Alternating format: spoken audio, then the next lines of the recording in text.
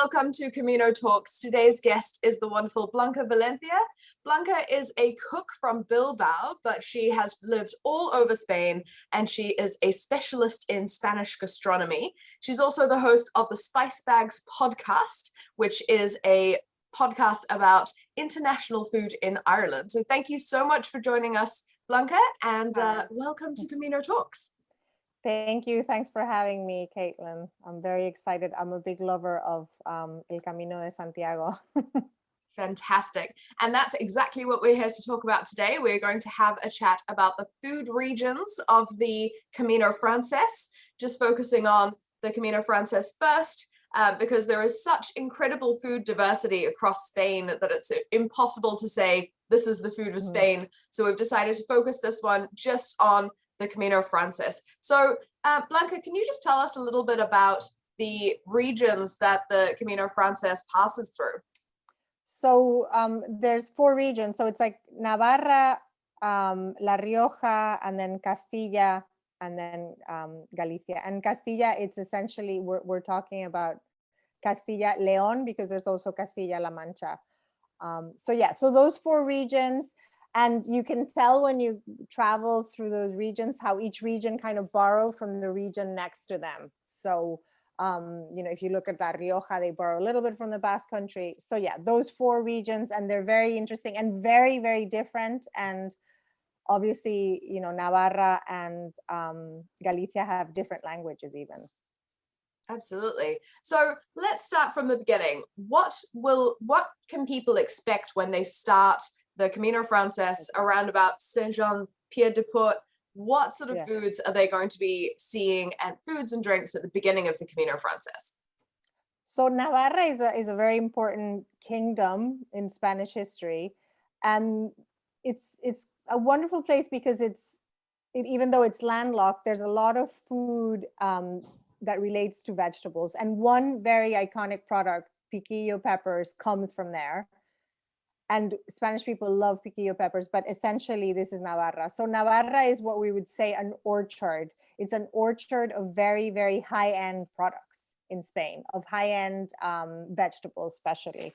But piquillo peppers that you've seen everywhere, they're from Navarra. And then the white asparagus are also from Navarra. Also, Navarra has a very famous denomination of origin that is called Navarra. Navarra has one of the oldest cheese denominations, and the cheese is called Roncal. So Navarra is a place that's very, you know, it's the Pyrenees, it's very mountainous, they speak Basque. So it's very, very different to a place like Galicia or a place like Castilla. And Navarra, obviously, because it was a kingdom, they have these separate traditions, and it was a very powerful kingdom. So other things that you would find would be all the things that are related to hare, rabbits, very, very traditional and very famous in the past for what we call caza or game. But it's a region that is kind of rustic. To me, it would be the more rustic region because of the influence of the Pyrenees. So, you know, the cheeses would be more sheep's milk, whereas if you move into other regions like Galicia, you find there's no sheep's milk anymore. They have a very interesting dish that I've had before, which is partridges in chocolate, which almost, it sounds like a mole, but this is a recipe that you will find in other parts of Spain. They also have, because there's so many sheep herders, migas. So migas you can also find in other regions of Spain, but especially in areas that you have sheep herders. And the sheep herders that would make a cheese like Roncal, which is a little bit smoked, would eat the migas. They would just carry all the bread and make it then and there. So yeah, so Navarra, especially known for the orchard and for this first historic cheese, Roncal, which I think they got they were the pioneers in getting their denomination of origin, I think 1981, which is very early. So, you know, great region, very mountainous. And then you would move into La Rioja, and I know La Rioja very well because I lived in Vitoria, in the capital of the Basque Country. So La Rioja is, at the moment, the place that has the most Michelin star restaurants per capita in Spain.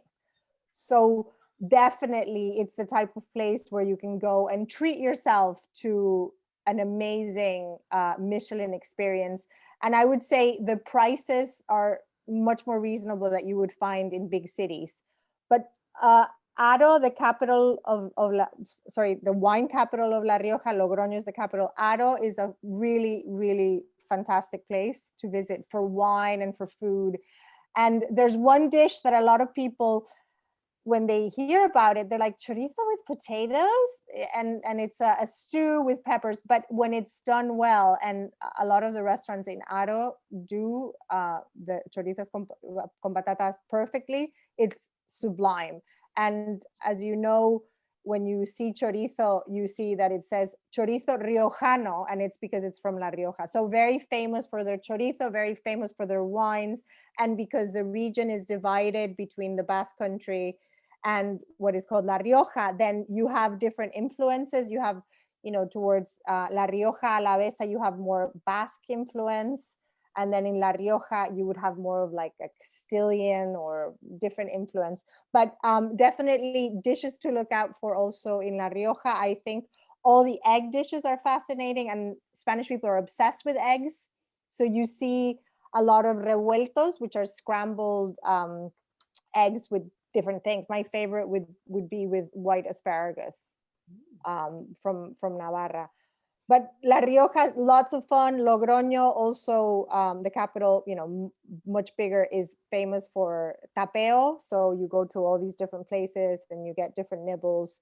But for more restaurant-y things, Aro, for the asador, where you eat like baby lamb and things like that, Aro would be much more, to me, they have tapas, but the restaurants are definitely a place to go. And then outside, it is linked to the Camino. I think Ezcaray, the Echaurren, is possibly the most famous restaurant in La Rioja, and I'd highly recommend that restaurant because it has many different levels of restaurants. You have the basic menú del día, and then you have your Michelin, and they also have a hotel. So if you have some extra cash, but that whole area of Ezcaray is stunning in La Rioja.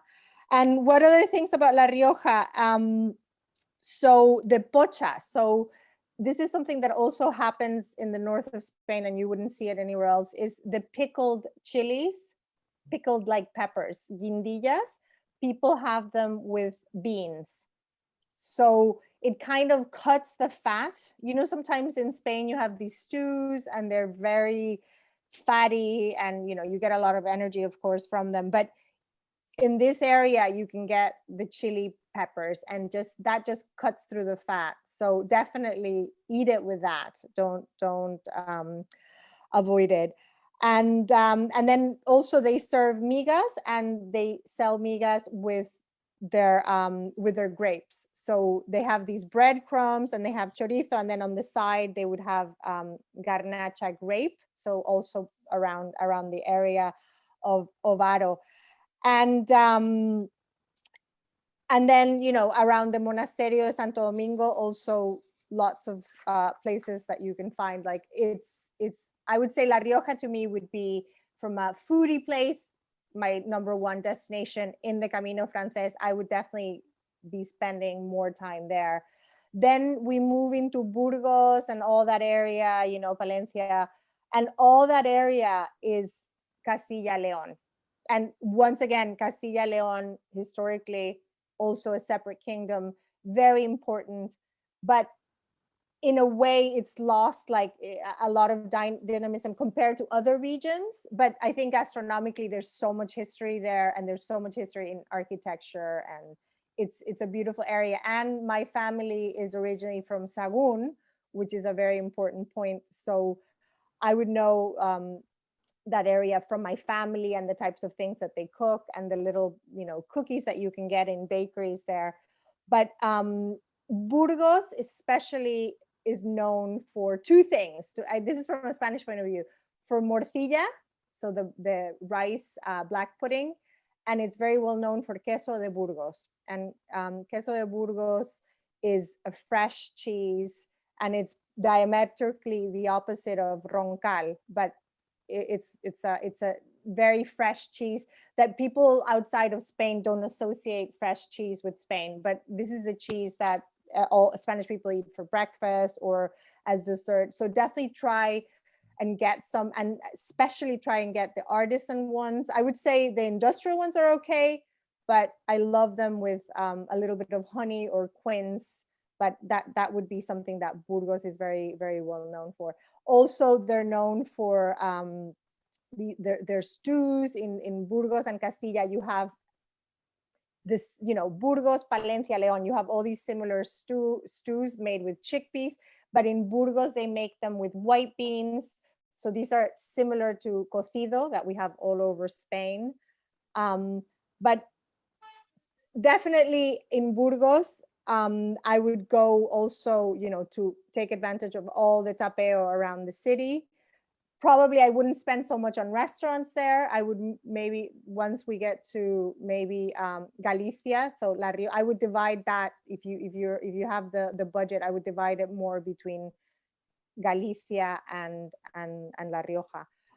So Palencia, so as you go into Palencia also is a region of Spain that's kind of not as well known as other places, but they have also their own cuisine. And this is the cuisine of the sopa de ajo. I don't know if you've had that, Caitlin. The garlic soup. Myself. So the garlic soups all over, Castilla y Leon, you would have so many varieties, but they would be soups that are made with very simple ingredients. And essentially they boil down to bread and garlic and water. But of course, as people have become richer, that would have been, hundreds of years ago. But now sopa de ajo would have chorizo, it would have jamón, it would be made with chicken stock. But I can't even, that's the soup that you need to keep you going. It's like, and it has a poached egg. So you poach an egg in the soup. But this would be the essential soup to get you, I think, through any hike, or when it gives you protein, you have paprika in it. So it has a lot of flavor coming from these, the pulverized peppers that are used to make pimentón. And that soup, you will find it in different variations all throughout Spain, especially around Castilla y Leon. And, some people would add more like jamón, like la sopa burgalesa con jamón, or they would add chorizo, or they would keep it more like vegetarian. You can definitely have like a vegetarian version. Then, in Leon, I mean, to me, Sahagún has some interesting things like leeks, which is kind of very French, but apparently that one of the reasons they would have that, it was probably because it was brought by somebody along the Camino. But the leeks from Sahagún are very, very delicious. They also make these delicious cookies called amarguillas, which are almond cookies, and then these galletas de hierro, which are made with a mold in Sahagún. So Sahagún to me is so interesting because also the most important, or the first anthropologist of the world, Bernardino de Sahagún, is from that town, and he codified all the foods that came from Mexico. You also have Alfonso VI, the king. So my dad is very proud of his like historic town and the foods, and he gets super excited when he goes there, like to eat the leeks and things like that. So so this whole area of Castilla y Leon was the area really that they were the precursors to Spain, and they're the ones, the Castilla was the one who pushed like the unification of Spain, and they were very, very powerful. So when we get to Santiago, we'll talk about the order of Santiago and the cross that you see in the cake.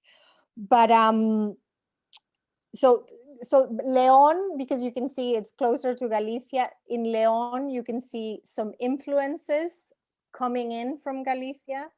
So for example, you start seeing empanadas, which are associated with the Camino de Santiago, but you start seeing them before you get to Galicia. And it's because they have, in places like El Bierzo, they would have their own empanadas. So that's normal that it spills over.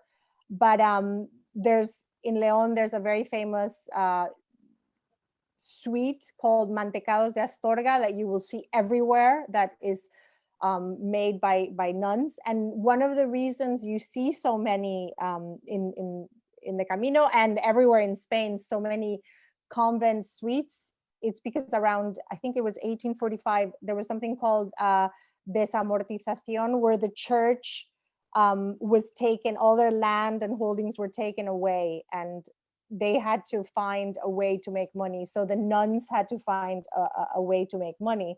And in some regions, you will see the use of egg yolk, and that's because they had to give away the wineries, or people who made wines would keep the egg whites and they would give the egg yolks to the nuns. So you will find also around Palencia and places like that, you will find some yemas.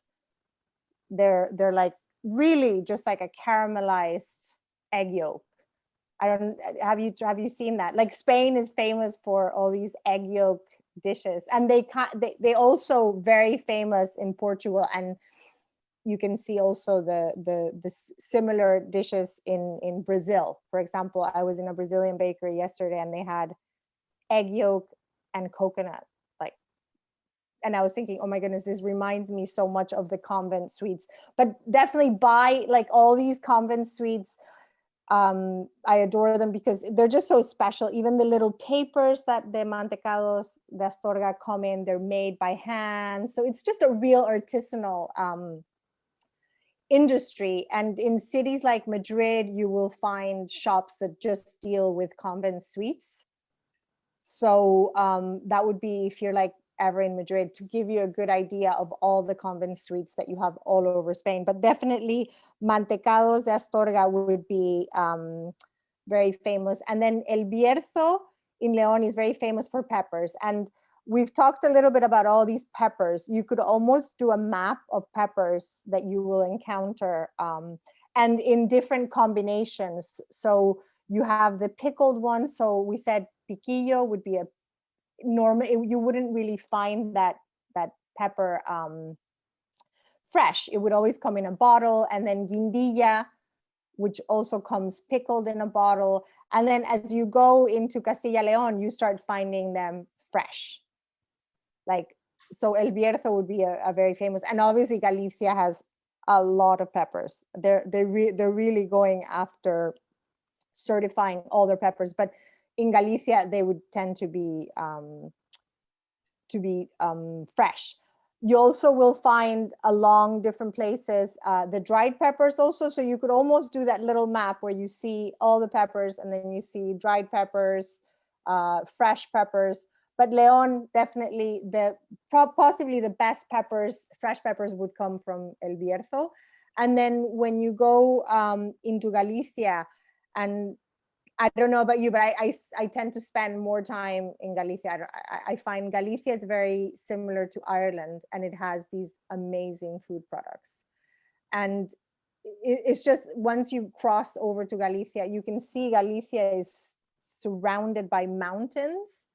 So you can imagine hundreds of years ago, or even not hundreds of years ago, like after Franco, the access to Galicia was very difficult in a car. And some of the most expensive highways have been built in Galicia. And I don't think at this point they'll ever get a high-speed train. So, like, it'd be amazing. I could get a high-speed train from Madrid to Galicia, but that's not going to happen. So probably the best way to cross over is by foot, so... but Galicia is, because I think it was separated for such a long time, and the climate is different, they have, all of a sudden you're in this completely different food landscape. And it's, whereas, Castilla and Leon, it's all about cheeses that are made with sheep's milk, and you have Castellano, and, it's just, you go into Galicia and that disappears because, it's all about cows.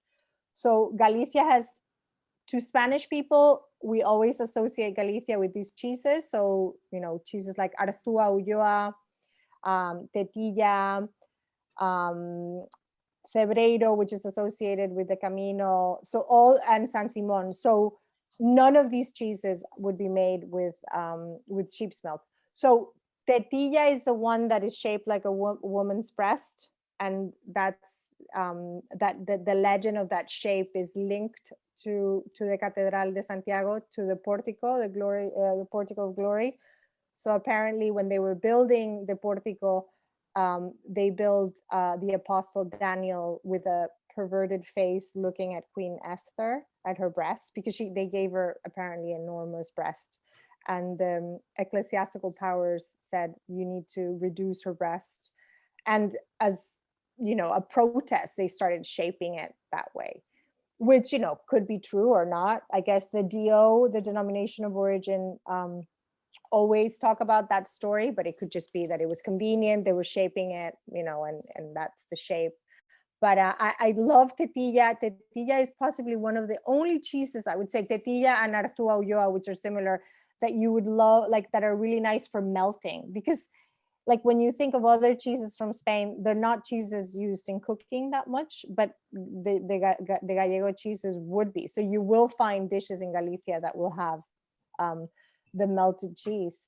And then you have the smoked San Simon, which is unusual because, in Spain, we don't really love the smoked cheeses. A lot of people don't like them. And then Cebreiro has a beautiful shape, which is like a mushroom. Some people say it's a chef's hat, but also it's a cheese that was developed to feed pilgrims throughout the ages. And it's a more fresh cheese. You can also find a more cured version of it. So apart from the cheeses, Galicia is very famous for peppers, and the most famous pepper is the Padron pepper. And you will find Padron pepper everywhere in the world. And in terms of peppers, that's the pepper that all the other regions envy Galicia for. And the Padron peppers were brought by Franciscan monks to Galicia, and they basically bred them in a way so they wouldn't be as hot, but they didn't take all the hotness out. They left, on average 1 in 10. But it's very interesting when we were talking about Sahagún, how this Franciscan monk from Sahagún first went to Mexico, and then you can see almost all those Franciscan monks influencing the food of Spain. So there's a Franciscan monk who wrote a book that was a bestseller, Altamiras. So very, very interesting. But Padron pepper definitely would be an example of these Franciscan monks influenced by this man, Bernardino de Sahagún, into bringing these peppers. But Galicia has, I think, 4 peppers that are denomination of origin or indication, like geographical. And they're all cooked in the same way. They're like fried and then you eat them. And the funny thing is some of them are really big. So, Padron is really small, but some of them are quite big. But if you do see them, just, you eat them, but you can't just eat them in one bite. You have to kind of eat them in several bites. Galicia is also very famous for turnip tops, but they have 2 varieties. They have Naviza and they have Grelos, and that's something that's very, very peculiar to this area of Spain. You wouldn't find that anywhere.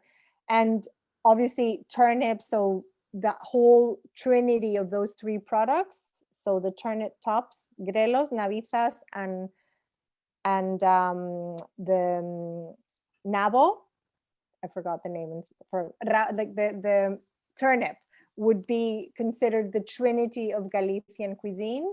And people are very, very peculiar about them. And I haven't been able to find them here, but some Galician company has started making dehydrated version of them that you can buy online. And all their stews have that same, like, remember how we said in La Rioja, you have pochas with those pickled peppers?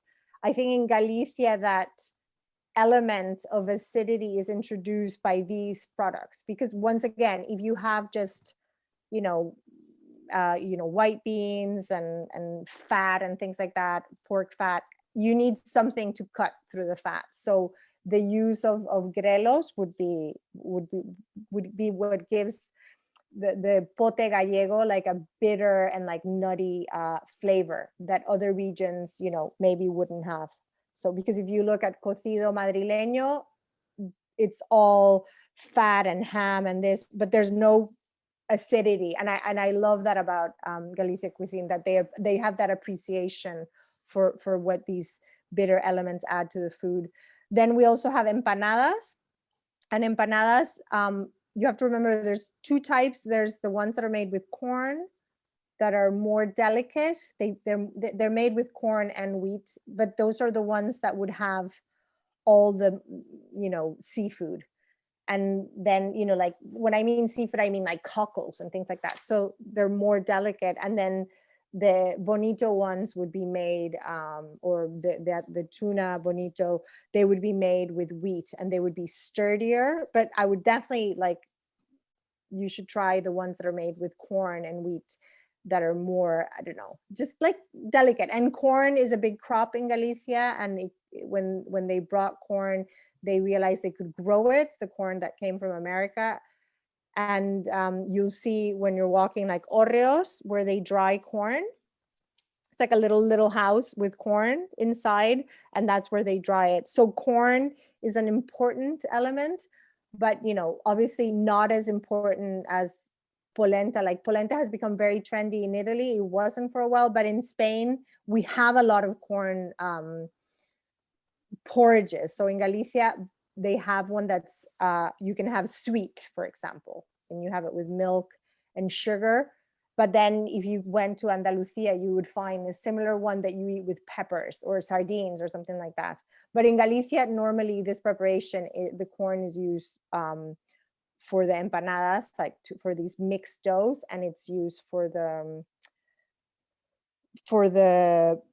you know, papas de maíz, which would be a sweet, almost like a dessert. Like, not, it's a weird thing. Not a lot of people find that, but if you have access to it, try it. It's like a sweet polenta.